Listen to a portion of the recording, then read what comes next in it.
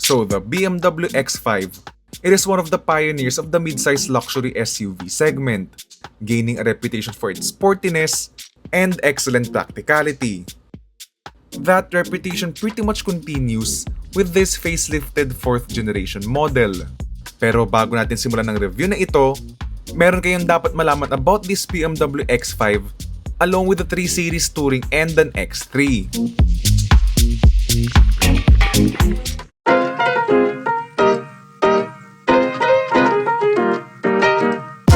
Very akma lalo for the BMWs na very sporty as every time.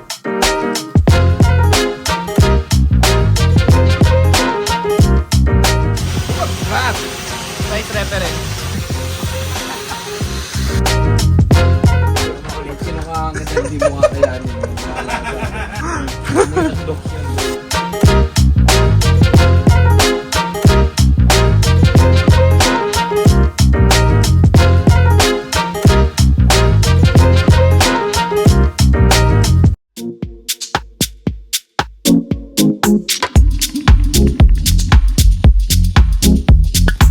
So the 4th generation BMW X5 has been with us for about 5 years now. So it's indeed a good time for BMW to give this car a mid-cycle facelift.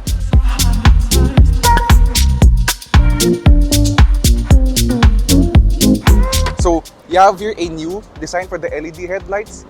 So naulanan ka ng iconic Angel Eye design in favor of these chevron-looking things sa kanyang LED daytime running lights. And then, as you're gonna see as well in the front end of this car, it also gets a new front bumper design, which of course in the case of this M Sport version, has a sportier look.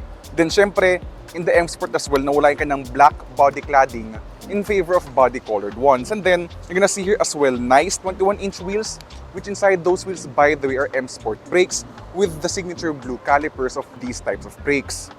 Actually, in terms of the side profile, ang nabago lang naman sa kanya is yung kanyang larger side vents there, which are, by the way, functional. Then as we're gonna move towards the rear end of the car, you're gonna see a new set of LED taillights, which again helps in giving this car a more modern and basically a sleeker appearance then, which is complemented by a new rear bumper design for this M Sport version.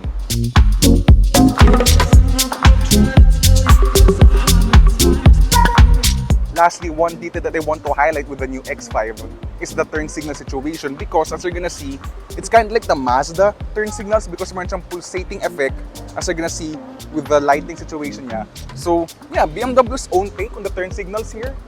The changes are actually quite noticeable, especially for a facelift in BMW standards. And basically, what do you think? Do you like the way that the X5 looks? I personally actually do like the way that the X5 looks now.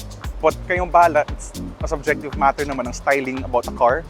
So yeah, I think that's a good time for us to step inside the brand new BMW X5 to see what's new in this car.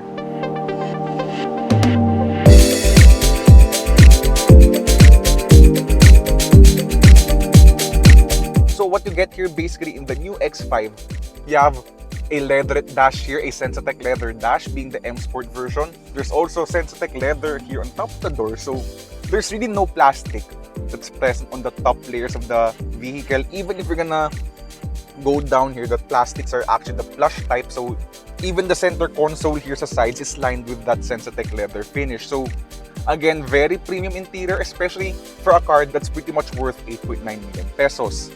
So yeah, that's quite a huge jump, by the way, from the previous pre-facelift M Sport X5. And the reason for that is it's actually quite a huge upgrade here in terms of the amount of features that you get. So before, what you got with the X5 is just a standard sound system, but now what you have here is the Harman Kardon surround sound system, which sounds really good. You also have a generous serving of open pore wood here, which is very lovely to the touch. Ang sobrang premium niya because I really love open pore wood, you know. It's an art form that's not that common these days sa mga luxury car brands. So I love this open pore wood. You also have here ambient lighting, of course, in typical BMW fashion. Sobrang wild ng kanang ambient lighting situation. And as you're gonna see on the passenger side, you have here the X5 logo with the chevron pattern sa kanyang LED headlights being showcased here sa kanyang ambient lighting. And speaking of which, another detail that I want to highlight here is yung kanyang aircon vent situation in the middle because that's lovely. That's really premium to the touch. It's hefty, yung kanyang knob dito. And then, Also worth noting, by the way, are these seats because you have this nice quilting finish here, which is again 8.9 million pesos, guys. This is an 8.9 million peso car, and I think it's money well spent for this interior.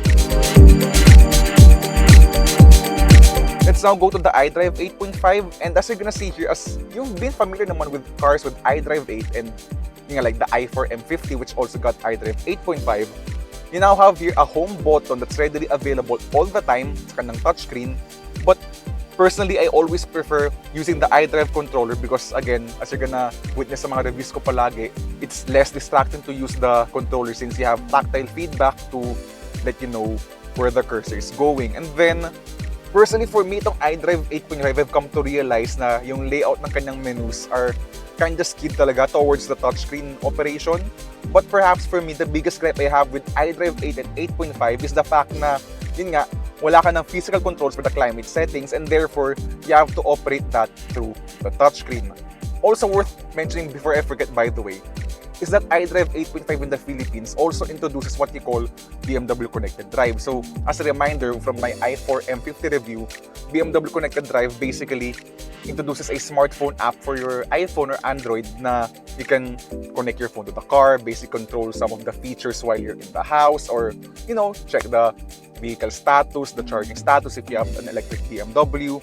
And then, of course, with Connected Drive, apart from the smartphone app, the infotainment itself is connected na ngayon to the internet, and therefore, you have live traffic updates sa kanyang infotainment system, or rather, sa kanyang built-in navigation system, along with other services like weather, basically increased functionality as well with the BMW voice command system. So if you say, hey, we're not gonna be doing that ngayon because I don't wanna summon the system, and basically can do the internet stuff na rin with the BMW voice command system. So let's now head to the back seats ngayon of the BMW X5 to see what's new back there.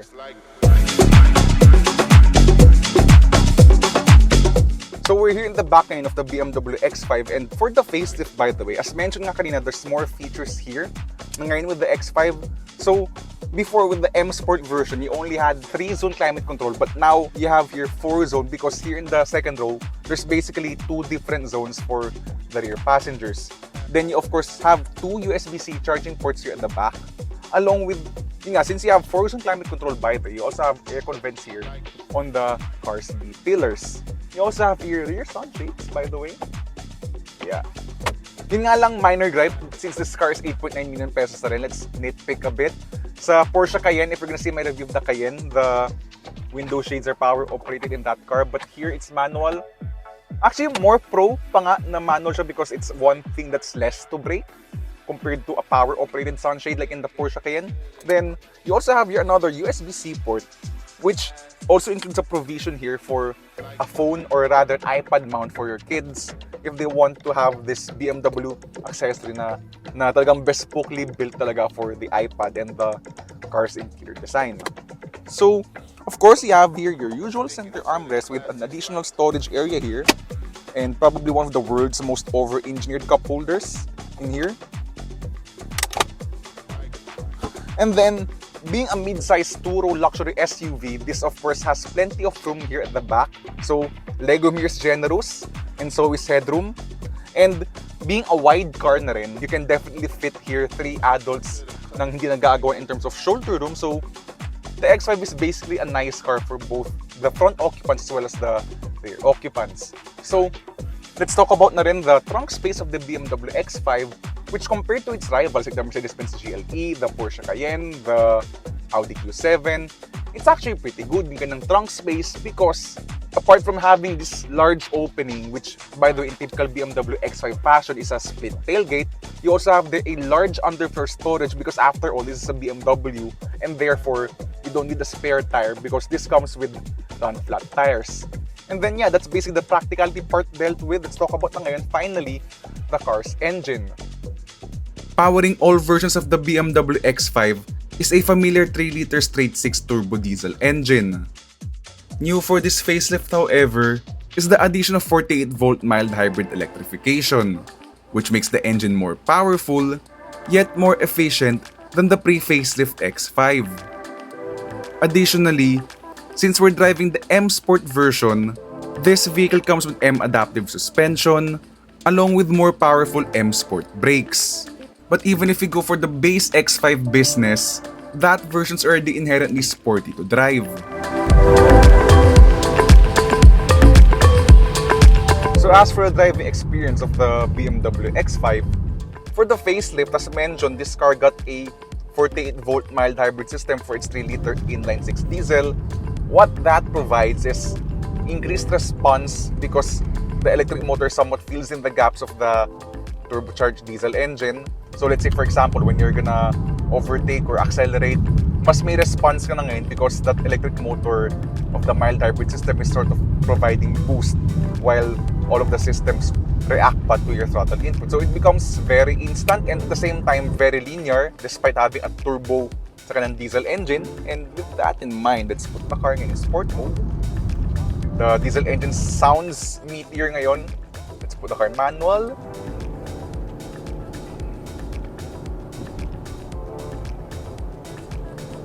Oh, this car corners really well. This huge SUV. Ang ganda ng response ngayon lalo I think na kanyang diesel engine compared to the pre-facelift. Thanks to that 48-volt mild hybrid nga assisting the turbo diesel engine. And even the diesel sounds really good. You've heard naman the inline-6 diesel from my past BMW X5 and X7 reviews. So it's no exception here in this facelifted version. Let's downshift here.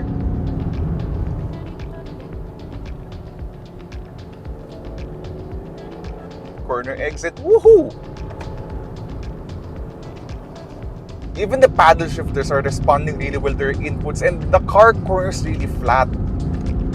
In terms of the driving experience, the sportiness aspect, I really do find that the Porsche Cayenne is really the superlative sportiest vehicle in its segment because it's got all of these systems basically to keep the car flat through the corners and with a lot of grip. Ito rin namang X5 is pretty much a sporty car, so it really handles corners so well. It stays flat. There's loads of grip even as you hustle this car through corners. Yun nga lang, my feedback with a lot of BMWs these days is that while the steering of the X5 is sharp naman, and especially in sport mode, the steering weights up a bit to give it also more resistance. And again, also very responsive and precise to your inputs. Yun nga lang, if I were being honest, it's in terms of feedback, it's almost pretty numb with itong X5 steering. I mean, it's good enough na it's precise and responsive so you still know where to point the car. But unlike the Porsche Cayenne, the Cayenne's electric power steering is really, really good. Like chef's kiss, really good. Yeah, I mean, you can still place this car confidently in these sets of twisties, pero the Cayenne's really just on another level in terms of sportiness. This is still sporty though. Don't get me wrong, the X5 is still sporty. The question now ngayon kasi is, the Porsche Cayenne kasi has all those systems to make the car feel like a sports car. Like for example, the Porsche Dynamic Chassis Control, basically the electronic anti-roll stabilization, the Porsche Active Suspension Management, and so basically, ang sobrang dami ng systems yung Porsche to make the car feel very sporty. But the X5 kasi is sporty na rin. So therefore, the reason why I'm comparing with the Cayenne is that the X5 is gonna be sporty enough for a lot of people. And on track, I would assume na based on how we're performing here in this set of twisties, the car is really good as it is. The question na lang ngayon is how much more sportiness do you want out of your SUV to merit yourself to get the Porsche Cayenne? Because the Cayenne is more expensive than this by a couple of million pesos or two. But yun nga, as you're gonna see nga, ito, it's really attacking these corners at high speed. Talagang ang ganda nung kapit niya. It's really doing such a good job of mitigating body roll with its electronic adaptive suspension. And those Pirelli P0 tires are really just making this car grippy, whatever the situation. Ang sobrang ganda ng kapit ng X5 to a point na you kinda ask yourself, do you still need the electromechanical systems of the Porsche Cayenne? And at the same time, despite this sportiness that the X5 offers, it's still pretty much a vehicle with dual personality because ang sobrang ganda pa rin ng ride niya. So, okay, granted na the Merc GLE has a softer, more compliant ride, pero this is not matagtag by any means. This is firm, but firm na balanced. And because of that, the car is very settled. Pag dumaan siya sa mga lubak, wala siyang secondary movement. So therefore, the car feels very stable. And basically it settles agad once you go over a bump. Then let's talk about finally the brakes. The brakes of this car is really, really good. Ganda nung brakes niya. Let's put the car first in comfort mode since we're done having fun with this car. It also makes a lot of brake dust based on my observations with German luxury cars in general. So yeah, there's that part. So ang kapit talaga ng brakes niya. And yeah, everything is really well designed here in the BMW X5, even the mild hybrid system. So there's no more off switch for the engine start-stop system. And I actually don't mind the engine start-stop because yun nga, being a mild hybrid, it's a smooth system na. I don't even mind na the engine cuts off while you're in traffic. It's a very quick and smooth restart yung kanyang engine start-stop. And even when you're coming through a stop pa lang, the engine cut-off is very smooth, unlike in the past sa mga BMWs na walang mild hybrid. So yeah, I don't really mind the engine start-stop. And as you're gonna see later nga, despite hammering this car through corners, as you're gonna see later when we go on the highway, this car is really, really efficient, itong BMW X5.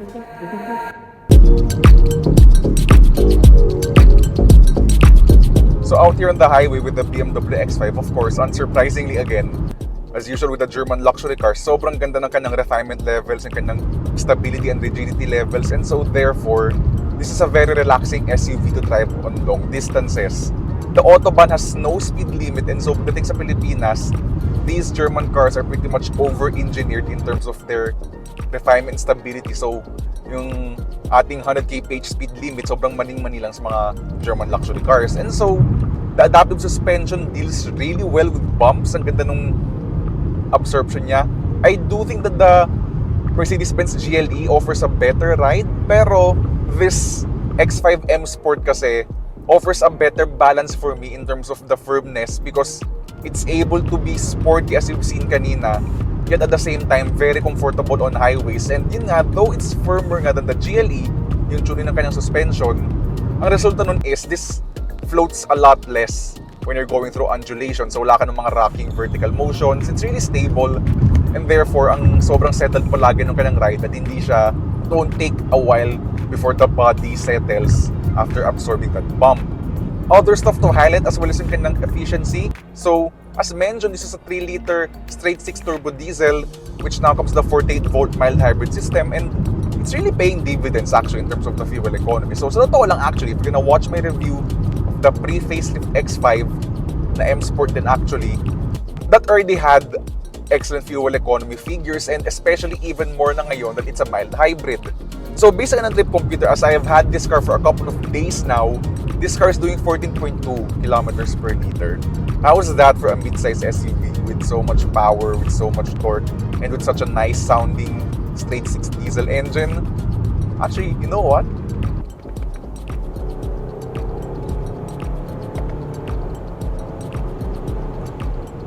Yeah, that diesel engine just pulls even when you're on the highway and at a higher gear. So that CF8 speed talaga, especially in BMW's calibration, it's really talaga the best automatic transmission out there in the automotive industry, which is why no wonder nga na a lot of luxury car brands na German are fans of this transmission. Even the Porsche Cayenne nga eh.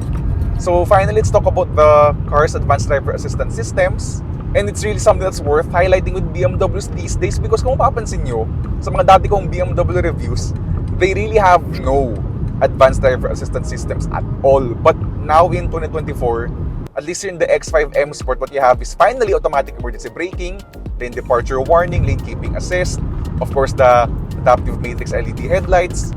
Though yun nga lang, wala siyang blind spot warning and rear cross traffic alert. What I do wish for with this car, however, especially at its price point and this size of a vehicle, I do wish that it had 360-degree cameras. If a Toyota Veloz can come with 360-degree cameras for, 1.1 million pesos, why not the BMW X5, diba? But at least finally, even the basic advanced driver assistance systems, meron na dito sa BMW X5. So yeah, that's basically the BMW X5 for you. It's a relaxing, long-distance cruiser. It's a sporty one at that even. The Porsche Cayenne still may benchmark na ngayon ever since driving that car. That's now may benchmark in the segment. Pero kasi ang tanong ngayon dyan is, how often are you going to be able to exploit that level of sportiness in the Porsche Cayenne? Here in the X5, it's perfectly sporty. Not as much as the Cayenne, but good enough. So yeah, that's really the question. How much are you going to be able to exploit the Cayenne's unparalleled level of sportiness where everything else the BMW X5 can do just as good.